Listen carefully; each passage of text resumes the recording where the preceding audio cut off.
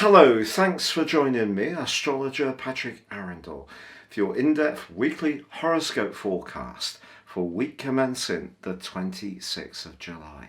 If you've yet to subscribe to my channel, I'd be honoured if you did so now. Please click or tap on the bell notification symbol. Every time I drop a video, you'll get an alert on YouTube.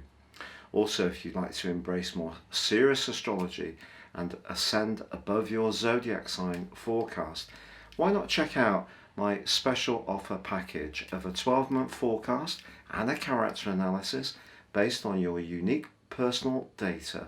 No two charts are the same, and there's 30% off at the present. Please see the link below.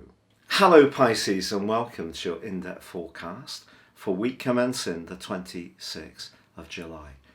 Last week there was a very powerful full moon in your 12th house. The 12th house is an energy that, above all zodiac signs, you have a real appreciation for. And the reason for that is because you are the 12th zodiac sign. Sometimes it's about things that are not in the physical plane, so we don't necessarily see them. It's our senses, our instincts, our psychic impressions, and also that sense of compassion and caring that's very much part of your nature. All of those things are under the astral microscope with that full moon over the next 2 weeks.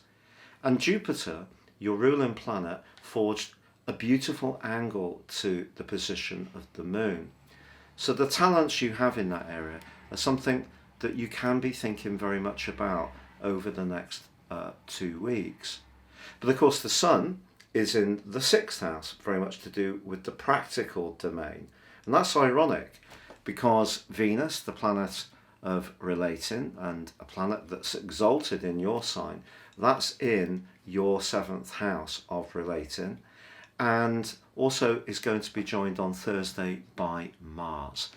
Now Venus and Mars together in the sign of Virgo, for a lot of other signs, is going to be something to do with productivity in some kind of way. But for you, this is very much an opportunity to relate and bring some magic to this most wonderful part of our existences.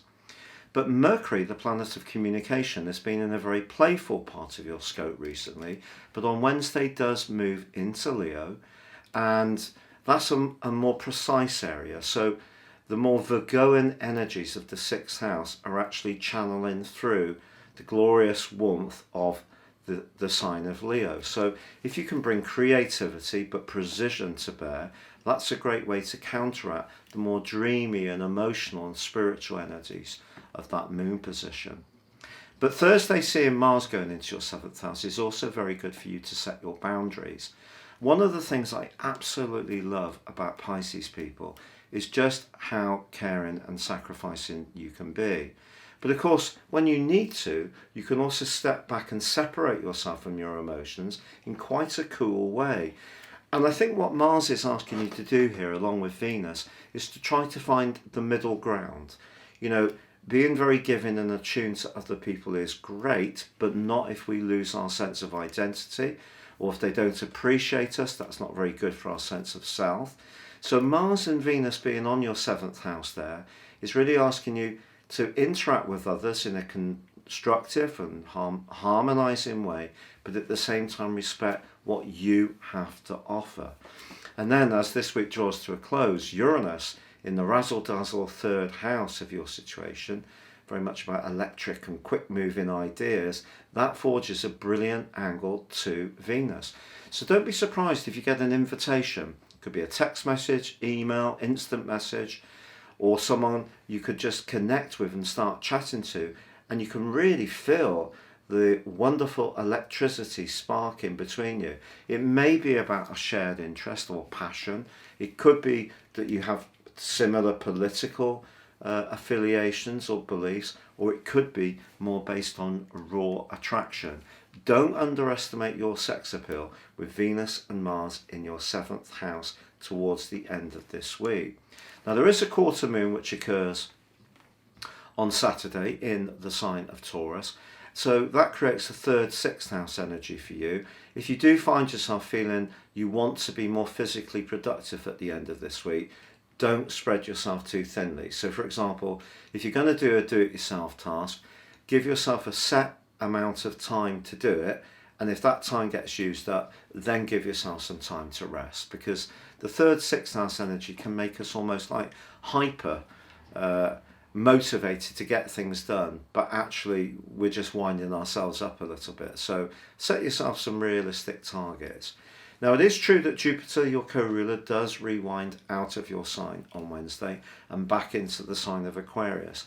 Something may need to manifest for you in a completely fresh and new way, Pisces, and my prediction for you is if it hasn't happened this year so far, the chances are it will happen right at the start of 2022 and in quite an exciting way. It depends where the sun is in your chart. Very often Venus and Mercury are very close to the sun, so you could have those in Pisces, or they could just be in Aquarius. But if your sun is right at the start of Pisces, there's much greater chance that you are benefiting from Jupiter's good fortune. But if you're further back in the sign, or your personal planets are, it's going to be next year that you really start to see the energies that you often read about Jupiter, good fortune, unexpected turns of fate. That kind of stuff is more likely to come next year. So Jupiter moving back into the 12th house is asking you to keep working at your spiritual health, your ideologies, the things that really give you a sense of peacefulness and support. This may mean at times you do want to have some space and tranquility to yourself, but there are going to be other moments to connect with others.